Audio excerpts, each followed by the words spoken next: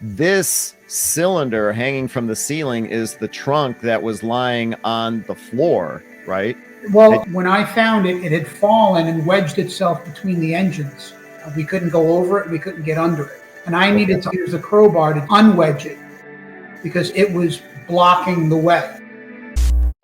You can see the main air induction valves. You just kind of try to focus on small features, not the big picture. Mm-hmm. The big picture you put together over a series of dives, or you do it by collecting photographs like the ones you're showing right now. You piece them together and then you compare them to historic photographs. And the rails, those are the rails that they would use to load the torpedo tubes. As you're filming this video, how often are you getting snagged?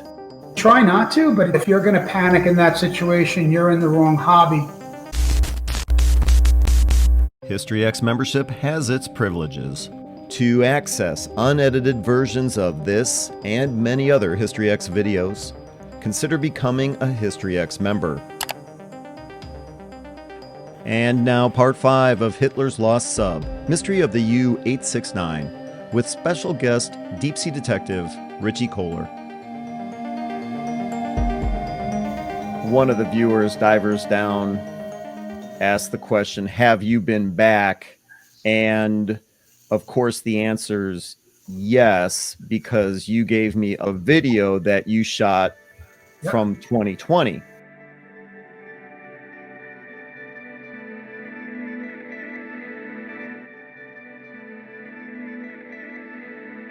You're now going into the radio room, sonar room. The interior walls are all down. I'm going to duck under this harness. And that's the doorway now leaving the officers' quarters and heading in through the galley. The reason why the film cut is because I don't film human remains. Having become really good friends with many of the families, I edit out any human remains. And you're now in the forward torpedo room. And to your immediate right, you're looking at the remains of a torpedo.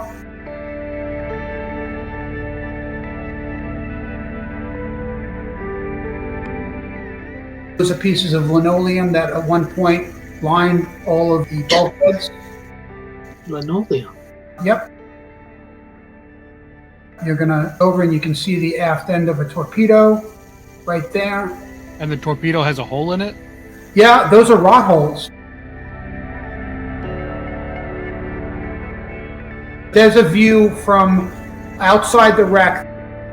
That's actually like the view that John had when he first dove the wreck.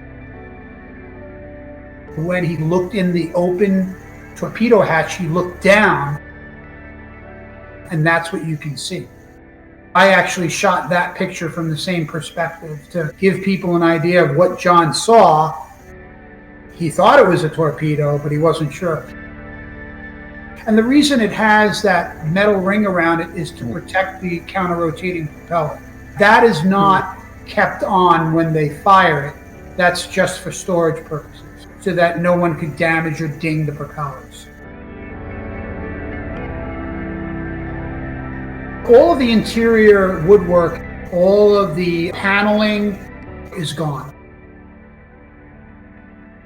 That's the remains of the toilet, the forward head, if you will.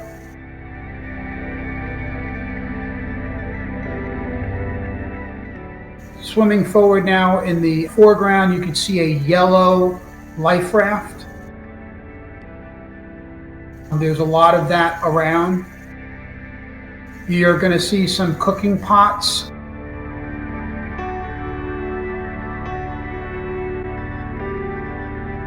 And the rails, those are the rails that they would use to load the torpedo tubes.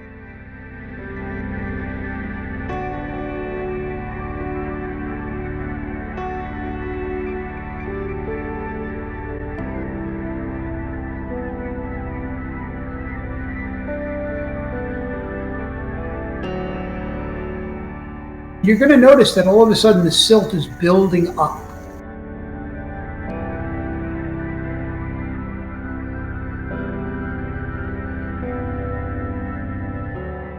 That is a light fixture that's just dropped straight down.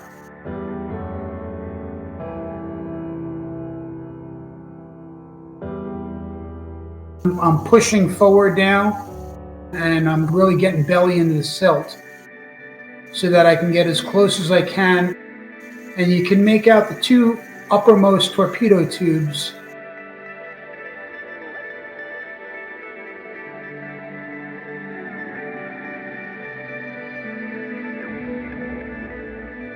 And now as I turn around, you'll get an idea of what happens when you get in the silt. You just lose all visibility. When that happens, there's no panic? You don't get nervous? Or Well, you know, if you're going to panic in that situation, you're in the wrong hobby. And I don't mean that snide. I mean that with most seriousness. We develop a set of skills depending on the dive. In the U-boat, I don't use a penetration line. In many other shipwrecks or in cave diving, you have to have a continuous guideline to get you back out. It seems like I'm being glib, but you're in a tube, literally in a tube. There's no way to change deck levels. There's no rooms. There's just little doorways, and there's all kinds of dangly stuff that can get caught on you, but a line is not going to help you navigate around that. So we kind of use a trick that I've been using since I was a kid, which is called progressive penetration, where when you go in, you memorize landmarks. So like when I would be swimming out, if I touch that torpedo, well, I know that when I get to the shroud, now I've got to dodge right, because then there'll be a circular opening to get through the hatch. And it's these kind of things that in zero visibility, you can almost close your eyes and braille dive. That's a term we use, braille dive out. Now, we also try to operate in such a way as to not disturb the visibility as much as possible, but sometimes it's literally impossible. There's just no way that you can enter a compartment that has 70 years of silt built up and not expect to disturb the visibility. Swimming forward now, you can see gauges and different bits of equipment.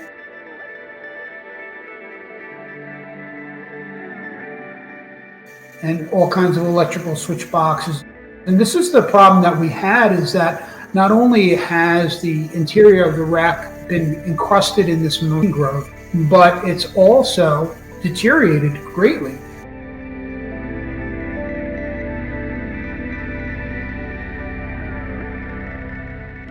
I've jumped ahead so that we are entering the aftermost compartment in between the two engines.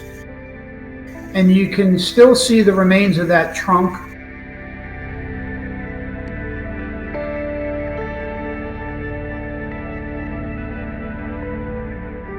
There's the workbench. A lot of the controls for the diesel engines left and right, as well as ballast controls.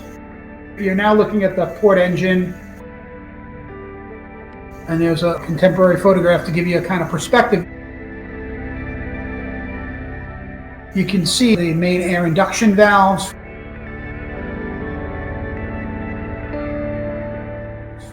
this cylinder hanging from the ceiling is the trunk that was lying on the floor, right? Well, when I found it, it had fallen and wedged itself between the engines, and I needed to unwedge it. And I used a crowbar to do that because it was blocking the way. We couldn't go over it, we couldn't get under it. So in that photograph, you can see the oil tank is wedged up there. And if you go to the video, you'll see now the oil tank is fallen all by itself in between the engines. You can see the escape trunk is laying down in between the two motors. And just to give you an idea of how big these things are, if a man is standing on the deck grates, these engines are as tall as a man. So the engines are, say, 2 meters tall. So that'll give you a perspective of how deep down that oil tank is laying in between the engine now, and how disconcerting it is that things like that could fall on you if you were to swim underneath it. And if we had found it this way, John Chatterton would have never had to take his gear off. And as Divers Down says, there's a lot of places to get snagged on. As you're filming this video, or any video, taking pictures, whatever, how often are you getting snagged? Try not to, but it does happen. And again, arresting panic means that you stop, you back up, you find the snag, you get it off of you. We try to move in a shipwreck like church mice. We also try to be very contained, very tight, with not a lot of things dangling or loose that can be snagged. So try to be as streamlined as possible. So now you're going to have a treat, because in this video, I am visiting the wreck. I haven't been here in 10 or 15 years. And I am like shocked that the oil tank is now fallen, because I am swimming now where no one ever could swim before. We can never do this. And now, within seconds, what took John Chatterton a number of dives to achieve, I am now on the opposite end of the diesel engine room, about to go through the door leading into the electric motor room. Which is where John had to go to get that box. That is correct. And you're going to see a few as we go into the room.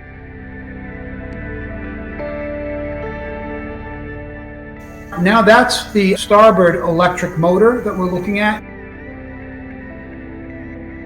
You can see one of the boxes sitting on the floor right in front of it, a big one.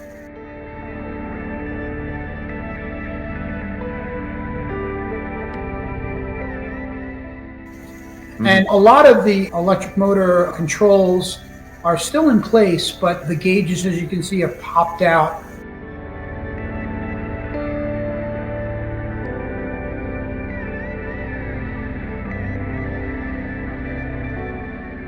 You can see the fuse box. This will give you an idea of how things are covered up. I noticed this tag, but you can't read any writing on it. But then I'm going to take my finger and I'm going to rub it. And then all of a sudden, after 70 years now, you can actually read German writing. So you can see how things can become camouflaged.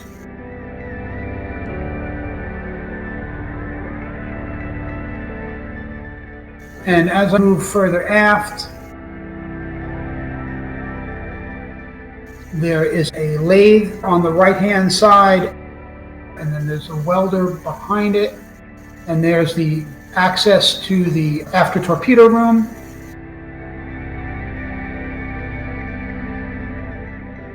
And that is a manifold for pressure gauges. You can see another box right there. There was, I think, 180 boxes of spare parts. And now you could see how we couldn't get in on this end, because the hull has been bent straight down by depth charge damage, and there was no way to get in.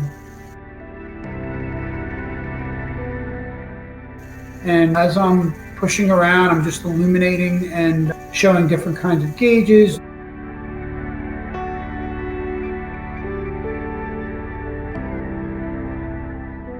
Believe it or not, the person in that video is Andrew Nagel, who is Bill Nagel's son.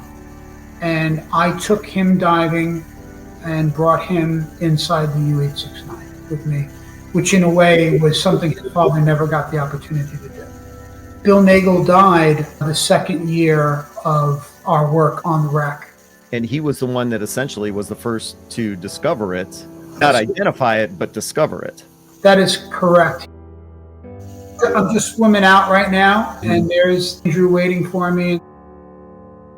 And you see the two valves above my head right now, which are the main air induction valves. And you can see the amount of destruction of this particular compartment and how the submarine was totally blown apart.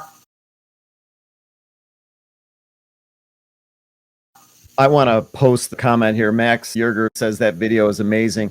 This video is on your YouTube channel, correct? That is correct. Just search for Richie Kohler and you'll come across it. That's correct. Yeah, so if you guys want to check out this video again, I mean, of course you can see it here, but check out Richie Kohler's YouTube channel. subscribe to his YouTube channel if you haven't already, and you can play that video as much as you want. I'd love to have you back on and even just go through some of the stuff that's behind you. You know, all lawfully recovered. yeah, I have no doubt, but we'd love to have you back if that's something you'd be interested in. More than happy. You guys are great, and I had a good time. Any last questions before we let Richie off the hook, guys? No, just can't thank you enough. Yes, thank you so Absolute much for blast. coming on tonight. Can't tell. It's been my pleasure, guys. I'm sure I speak for all of us. If you're ever at any of our museums, you're more than welcome. Thank you very much. I really appreciate that. Yeah, it's been a thrill to have Richie Kohler on with us. Before we let you go, because I do want to point out, over the summer, I think you were at Bikini to dive on the nuclear... No, over the summer I was in Truck Lagoon. Oh, okay, that's where you were. I was trying to get to Bikini, but a typhoon got in my way, and I was stuck for a week in Honolulu. The typhoon hit. Kwajalein escaped damage, but Guam got whacked.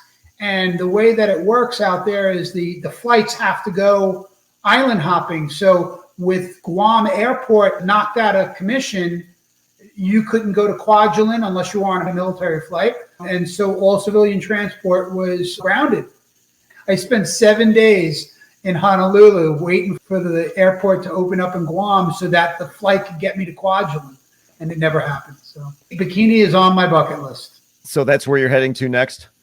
No, believe it or not, one of my favorite places to dive is the English Channel, or basically anywhere in the UK. I go almost every year, from Gosport in the east all the way to Donegal, Ireland, in the western approaches. And the thing I love about UK waters is that if it's a lawful abandoned shipwreck, recovery is permitted of certain artifacts as long as you report them to the receiver of wreck. So therefore, a lot of the artifacts that you see have been lawfully recovered from the shipwrecks that lay at the bottom of the English Channel. So that's one of my favorite places to go diving, as you can tell. And if people want to learn more about what you've got going on, is the website richiekohler.com? You got it. And the YouTube channel, simply search for Richie Kohler. If you guys have not checked out the other videos out there of Richie's activities, I strongly recommend it. The video where he was commenting earlier, you can find that on his YouTube channel. Check it out. Become a subscriber. You guys are going to love it. I was hooked on it. Richie Kohler, thank you for joining us tonight. I can't say that enough. Thank you very much. Thank you, guys. Thank you, Richie. All right, man. So we're going to let you go, and then we're going to talk behind your back. There you go. All right. Yeah, you have a great night. Bye now. Thank you. Yeah. So what the hell was that all about? That was great. Yeah. Yeah, that That was pretty fascinating. It was. mhm. One thing I noticed right off the bat, I've not been on a U-boat, but I've been on 3 World War II American subs, and you can definitely tell there's a size difference, even just through that video. They seemed more compact for sure than their American counterparts. That's something that I noticed right off the bat when I was looking at that footage. What he was giving and describing, in the engine room, and he says, well, it's about 2 meters or 6 feet or whatever. If that silt might be 4 feet off the deck. Yeah. Right. So, I mean, I get it. It seems pretty, the diameter of the pressure hull doesn't seem that great, but If I can, yes, if I can, if you're you're taking talking about- Yeah. Well, I was referring more to width, like not so much the height, but like the width. It just seemed smaller. The other thing I'm going to make a comment on is that was very interesting to just kind of hear his opinion on the removal and display of these artifacts. Richie sent an email basically saying, great chat. Look forward to seeing the edited version. If you're serious about me coming back, I would be more than happy. 100%. Yeah, I'd love to have him back. I thought he was fantastic. Yeah. So one of the things I was, So hold on a second. Let me interrupt you. Since you did not know the story, you didn't know him from like Deep Sea Detectives on the History Channel. What are your thoughts? that was a very moving story, and he's had many years to tell it, right? Like he hit all of the major points to me about remembering and forgetting and families and how important it was as a war wreck artifact to treat it rightly. And he tells it in a very compelling way. I wanted to hear more, and I guess maybe I should read the book about the miscommunication with the radio. Did they not have their antenna up, or It's in the book, yeah. Okay, then I might have to read through that. But yeah, that was very compelling to me, is how they missed orders. And then all of a sudden this happens. And why? Thanks, Frank. Check out the Nova documentary too. What was interesting about the Nova documentary, he said that they didn't want to air it until family members were notified, that type of thing. But once the Nova documentary aired, apparently in Germany, a crew member of the U-869 actually came forward. I forget why he was off the sub, but He was sick. Yeah, so In the he was hospital. sick. Yeah, he was taken off the sub, and that's when it went on its last voyage. And he was under the impression that it had gone down off of Rabat, by Casablanca. And I forget the guy's name, but there's really some interesting stories. There was an interview about him. He was a radio man also. That Horenberg guy who had carved his name in the knife was the lead radio man on the sub. And he made a comment. It's like, hey, look, could Horenberg have made a mistake in the broadcast? He said, absolutely not. That guy knew what he was doing. So it's a real interesting story. And does it also mention how many family members of the crew they were able to locate? That I don't remember. John, Okay. do you recall that? I don't. One thing, though, he talks about finding remains, and, he pauses the video when he sees remains. And then I can't help but wonder what goes through his mind when he starts to see pictures like this of the crew. I want to say thanks to Richie Kohler for joining us tonight. That was a thrill. He stayed on a hell of a lot longer than we originally talked about. And he did send me an email saying that he wanted to come back on. So that's fantastic. We'll have him on again. So definitely check out richiekohler.com. And you can search for his YouTube channel, Richie Kohler, in the search bar. Definitely check it out. Good videos on there. He's going other places. He still continues to dive all the time. So there's all kinds of great photos and video to check out there. So thanks to Richie. Thank you, everyone, for joining us tonight. It was a long episode, but it was totally worth it. Hope you enjoyed it. I know I definitely did. And we'll have Richie Kohler on again in the future. For John Epp on the Slater, Shane Stevenson, Buffalo Naval Park, and Connor Kilgore, Transportation Museum of Thunder Bay. My name is Ken Stana with the YouTube channel History X. Thanks for watching tonight, and everyone have a good evening. Night, everybody. Good night.